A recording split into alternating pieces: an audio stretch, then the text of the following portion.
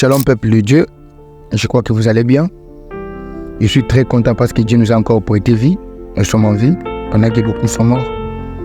J'ai un réel plaisir de commencer avec vous la première exhortation sur la chaîne. Je crois que ça va consoler pas mal de gens parce que moi-même ça me console à chaque moment que j'ai des problèmes. C'est un verset de la Bible qui m'inspire beaucoup, qui me donne plus de la force en fait. Et je ne mérite pas que ce soit un secret pour moi parce que je sais que c'est un verset que tout le monde a déjà connu, que tout le monde a déjà dit. Mais la façon dont on comprend la chose aussi qui est un peu différente en fait.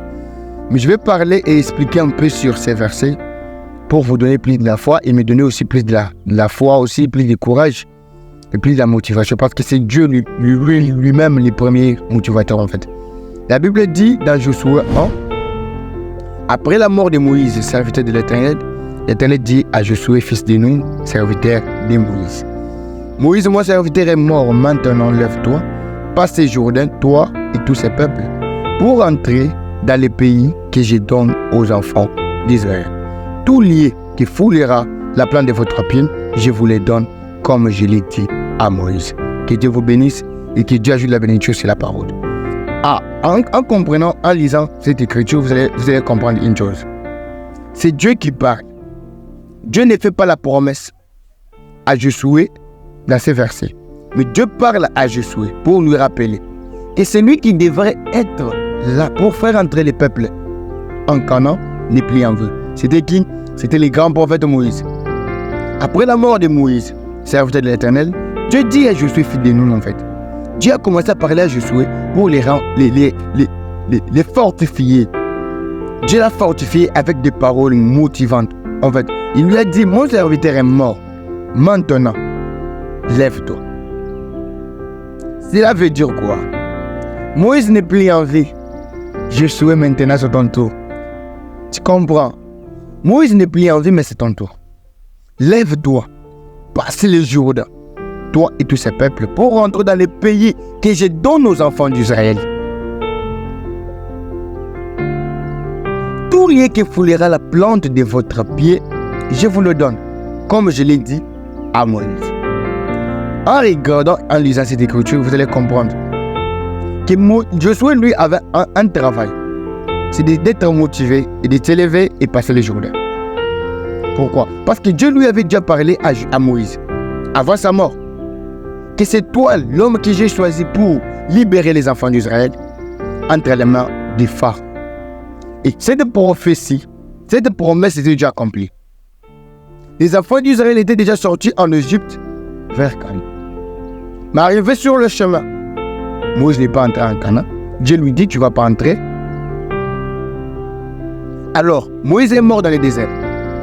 Dieu suscite encore une personne. Mais je veux dire à la génération, à ma génération en fait, je veux dire aux jeunes garçons, parce que ça, c'est une affaire de la parole. Les filles écoutaient seulement et Dieu t'amène. Ça, je parle aux jeunes garçons en fait.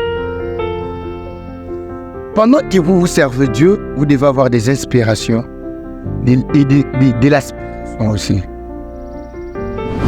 L'homme que Dieu a choisi après la mort de Moïse n'est pas l'homme qui était loin de Moïse. C'est l'homme qui était tout près de Moïse. Il y a un secret. Quand vous remarquez, vous croyez que celui qui est à votre côté a Dieu, mon frère ne le quitte jamais. Jeune homme ne le quitte jamais. On ne quitte jamais celui qui a Dieu. Non, peu importe ses erreurs. En tout cas, ça va paraître un peu bizarre, mais c'est la vérité. Avoir Dieu ne veut pas dire qu'on est parfait. Parce que Dieu lui agit dans l'esprit. Mais l'homme reste l'homme charnel, malgré sa spiritualité. Ce qui veut dire que l'homme en état spirituel peut aussi commettre des erreurs. Mais moi, je conseillerais à tous les jeunes ministres, je ne sais pas si vous l'êtes, le chantre du Seigneur, les serviteurs de Dieu, les huissiers, tout ça, les modérateurs. Si vous êtes à côté d'une personne, qui vous êtes sûr qu'il a Dieu, qu'il a la présence de Dieu dans sa vie, ne le quittez jamais.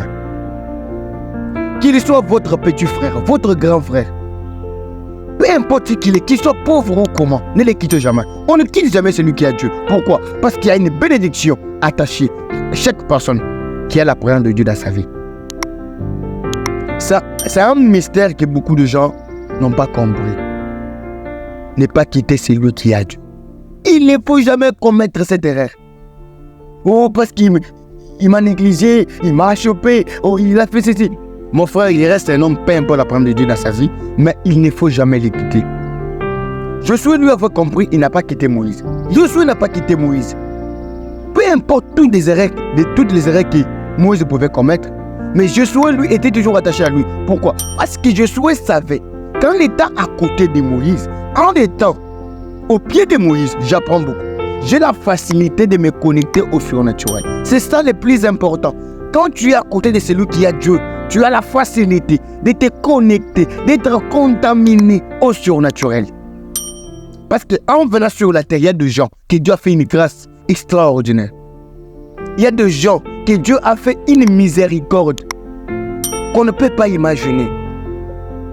Quand vous avez ce genre de personnes, même s'il est pauvre, même s'il n'a pas de beaux habits, mon frère, ma soeur, ne quitte jamais la personne qui a Dieu. Pourquoi? Parce que celui qui a Dieu, il a tout. Il a la guérison, il a les miracles. Donc, celui qui a Dieu a tout. Alors, j'aimerais parler à mes amis, mes collègues aussi jeunes prédicateurs, parce que moi aussi jeune prédicateur aussi, que nous ne devons jamais commettre cette erreur de nous séparer avec des gens.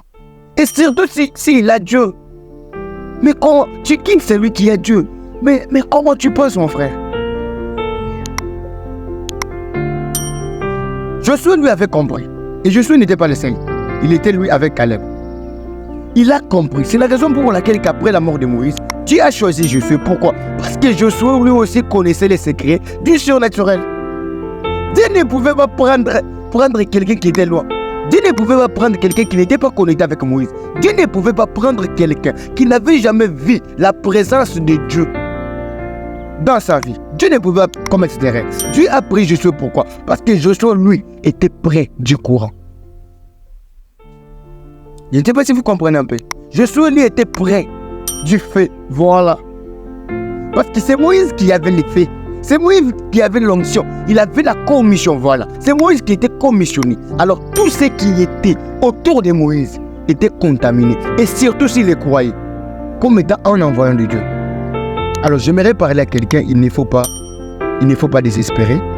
Pourquoi? Parce que Dieu est avec nous. Si vous lisez ces versets jusqu'à la fin, Dieu dira à Josué que nul ne tiendra devant toi tant que tu vivras. En fait, c'est ça. Nul ne tiendra devant toi. Nul ne tiendra devant toi.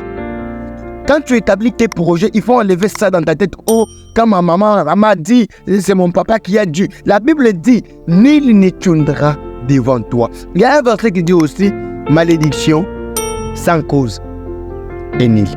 Que Dieu vous bénisse beaucoup pour cette soirée. Je crois que vous avez aimé.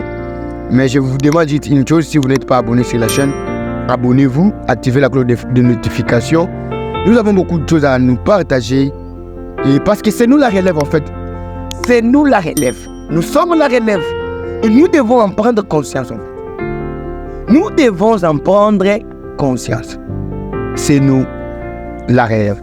Dis-toi dans ton cœur que c'est moi le prochain Josué. Parce que moi je me suis déjà dit dans mon cœur que je suis le prochain Josué. Jeune homme, réveille-toi.